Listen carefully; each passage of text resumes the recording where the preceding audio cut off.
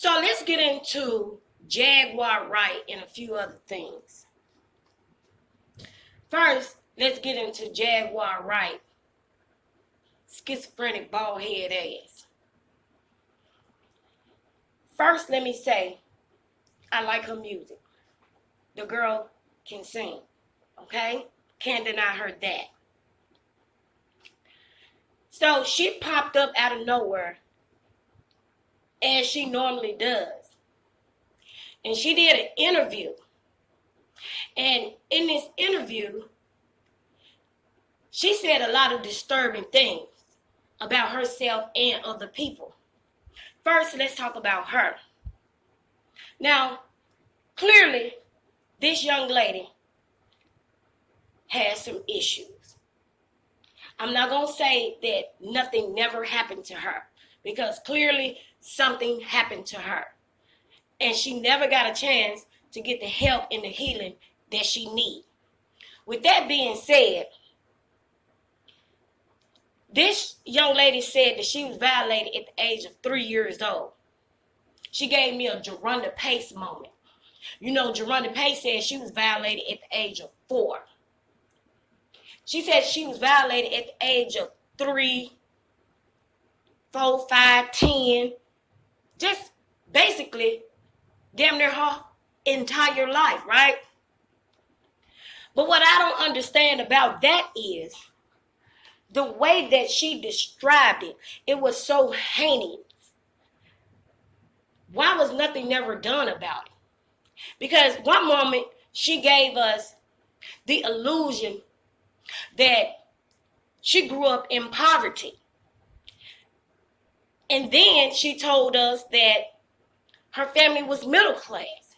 So I'm not understanding how these things can happen to you and you speak so highly about your family, your parents in particular.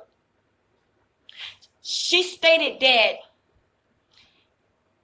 she was gang violated at one point in her life, in her house. She was sodomized by one of her relatives in her house. Understanding, girl, where were your parents? Why was nothing ever done? So I said that to say this. During the interview that she did, she brought up chaos. And in this interview, the interviewer asked her,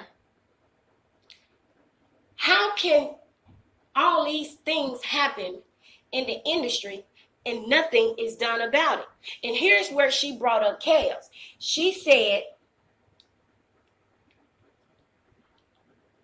R. Kelly was the first corporately funded violator in the United States. Everybody knew it, according to her. She saw it. She was there. She saw his drivers go out to high schools and get these girls and bring them back and violate them. And this is my biggest problem with this entire Kells scandal. Okay? You got a whole lot of people that saw a whole lot of things, but nobody said nothing or did nothing because everybody wanted to keep their position and their money coming in. You mean to tell me that you saw minors being violated and you said nothing or did nothing? I'm a different type of breed. Can't nobody violate a child in front of me and I don't say nothing or do nothing. I'm going to make so much noise. Something going to have to be done right then and there. And you have some of these people saying that they went to the police, but the police didn't do anything. Whatever happened to internal affairs? I can believe some things happened to her, but 90% of it was exaggerated. Then she brought up the situation about Aaliyah. Nobody wants to talk about Aaliyah. And the interview says, well, let's talk about Aaliyah. I want to talk about that. That's not my story to tell. I'll let Dame Dash tell that story because that's his story. And once he tells his story, I'll corroborate everything he says. That's why I couldn't get into that documentary. because I know it was bullshit. Baby girl, the thing about Dame Dash, he was one of those people in that documentary that you said you couldn't watch, but yet you said you can corroborate everything that he says. He's the same person after R. Kelly got done with Aaliyah, started dating her, knowing that he was too old for Aaliyah. During the time that everybody said that they knew all these things about R. Kelly, nobody said nothing or did nothing. Everybody wanted to keep their money coming in. Everybody wanted to keep their position. Nobody gave a damn about those girls then, and they damn sure don't give a damn about these girls now. They don't care about these people. And I have a quote that I say all the time when I'm into it with somebody. And that quote is, I've been for 25 years. I don't give a fuck if that bitch live, die, eat shit, or drink piss.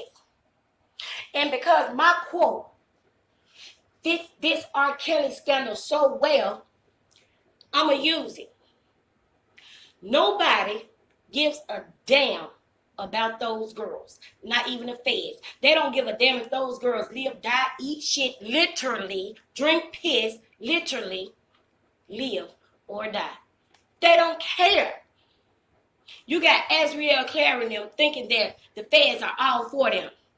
They've been saying since the beginning that they've been getting threatened, allegedly, and intimidated, allegedly.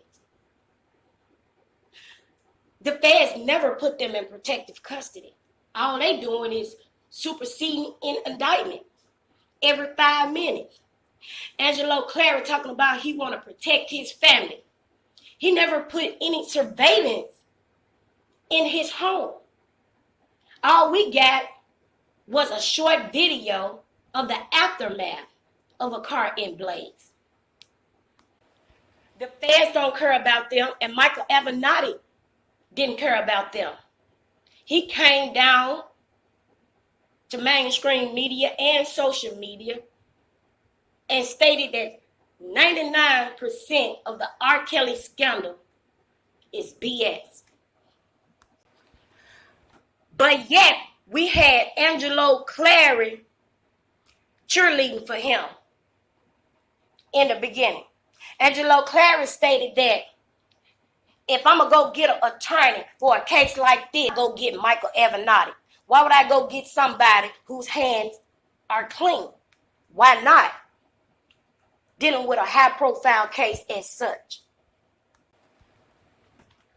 Then we have Jaguar Wright again.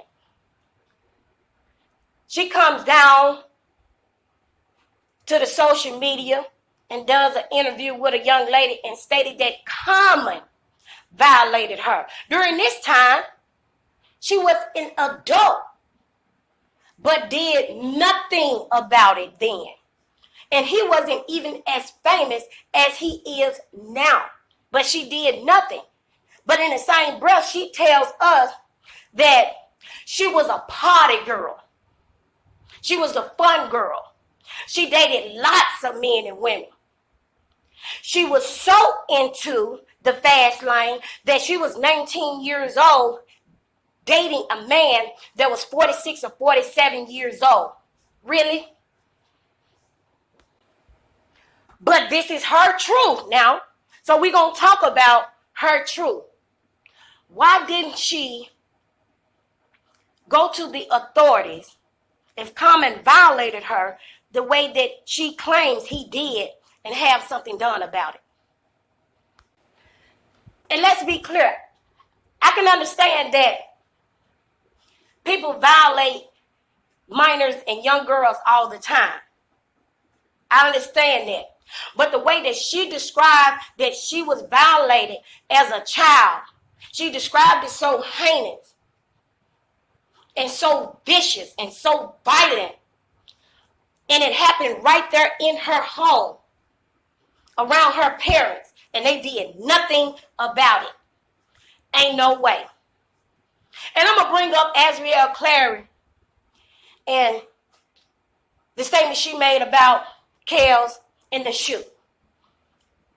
I'm going to speak on that again because it's the perfect time. Ain't no way that a man gonna pick up a size 12 shoe and assault me with the shoe and think that he gonna walk away. It'll be another Megan Thee Stallion moment. You ain't finna be wearing no sneakers, no boots, no flip-flops, no ballet shoes, none of that for a long time. Because I'm gonna shoot you in both your foots. Not feet, foot, like Megan Thee Stallion said. When Boosie said, can't nobody do a versus battle with R. Kelly, that was the one time he said something loud and right. Yeah, we know that Stevie Wonder and Michael Jackson got plenty of hits. But for Kel's generation, can't nobody step in the ring with Kel's at this moment except the government. Because they the only one that don't put out more hits on him than anybody. At this point, R. Kelly got more charges than he do hits. The only person that can go against R. Kelly in a versus battle right now is R. Kelly and the government. Can't nothing go against R. Kelly except his rap sheet. Can't nothing beat R. Kelly catalog except all them superseding indictments these people putting on him every 5 minutes. Child, I just can't get over Jaguar Wright. She gave us a Jerunda Pace moment. This girl said that she was violated at the age of 3 and her parents did nothing. How is that even possible? When I read those indictments on Don Russell, Arlene, and the Williams guy, that stuff literally gave me a headache. So you mean to tell me that a criminal calls our Azriel up and tells her, yeah, I'm about to bribe you and commit a crime in a high-profile case, and you can record me? It makes no sense. So you mean to tell me that we're in the middle of a pandemic and R. Kelly can't get no visitors, not even from his attorney, but yet he can make phone calls. And when he make phone calls to Jocelyn, he tell Jocelyn to call all these people on a 3-way and conspire to add to his crime, knowing that he's in a federal jail and all calls are being traced. It makes no sense. You mean to tell me Faith Rodger and Azriel Clary come down to the internet all the time, and 98% of the time they have naked, but they got a problem with it? You mean to tell me that these young girls take pictures of themselves butt naked and send them out in the universe, and now they got a problem with people finding out about it? Baby girl, why are you sex texting people anyway? These people have no morals, but yet they want us to believe them. Every 5 minutes, they coming up with another superseding indictment. You mean to tell me you don't know exactly what happened to you the first time you talked to the Fed? You was there 4 years. If it was that bad, those are some memorable moments. I would have put everything out, laid everything out on the table the first time I spoke with the Fed. Because according to them, they so traumatized, right? I ain't no superseding indictment. The first time I talked to the Fed, I would have put everything after the first time. it would have been 5,000 sheets laid out on the table right then and there. I mean, if it was that bad, the way that they claim it was that bad, how did they even have time to go get boob jobs in between all that? And Faith Rodgers, she got a botched boob job. One of hers bigger and higher than the other. Her boob job is so botched. Her breasts are not identical. And then if it ain't that, when you log on to YouTube, you see grown men sitting on YouTube 5, 6, 7 hours a day bickering about R. Kelly, arguing over a damn dollar. Because these the type of videos that pop up in my recommendation, I click on. I'm not finna sit there and listen to someone bicker about R. Kelly and a damn dollar for 7 or 8 hours. I don't have that type of time. I scan through the video. And can you imagine the type of people that sit there and listen to all that, all them hours? And what they're saying that whole time? Those people are not for R. Kelly. They ain't doing commentary. They just want to be a part of something and get some cash out. The men that I know in my world are not on YouTube talking about they fighting for R. Kelly. I swear to God, I don't know anybody in my family, friends of my family, people I went to school with, people I grew up with, people around the way, street niggas, corporate niggas in my world that come down to their social media platform talking about they fighting for R. Kelly. The people that I know only speak about it when I'm around, when I bring it up and ask them what they think about it. They said, all of them, these are males, not females. I don't think none about it. That's that man's business. If he did it, he did it. If he didn't, he didn't. But I'm still going to listen to his music. Girl, ain't nobody sitting online arguing about R. Kelly on no YouTube about a damn dollar every day, all day, 7, 8 hours a day. Hell, I'm a female. And 99% of R. Kelly's music is all about female.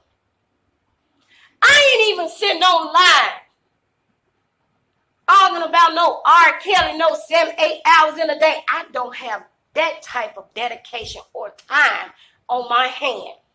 I'm doing simple commentary, and I'm going to keep it moving. I'm going to talk about what's in the media, because this ain't about me. And I ain't trying to be a part of no child violation case. I mean, this is weird. It's like they desperately want to be a part of something that has nothing to do with them instead of just doing commentary. I mean, nothing that they speak about is informative information. It's not educational. But I guess it's all for the entertainment or for their own personal gain, I guess. That's what I see. For the most part, in the beginning, I can say some of the information that these guys put out was informative information. But it lingered on so long, it became buffoonery. But I guess it is what it is, you know. I just can't wait till the trial start so I can tune in to see how it's going to turn out.